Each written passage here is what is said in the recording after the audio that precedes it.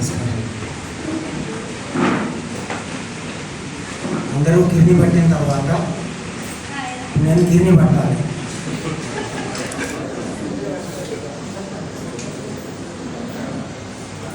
మరి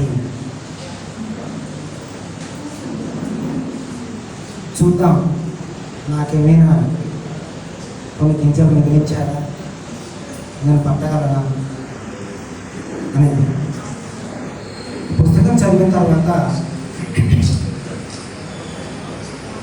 నాకు అర్థమైంది ఏమిటంటే,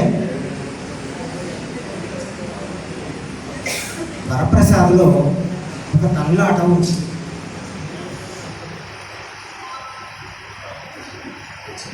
ఒక తపన, ఒక తాపత్రయం, ఒక ప్రాకులాట, ఒక వెంపర్లాట, ఒక పాతులాట, ఒక దేవుళ్ళాట ఉంది.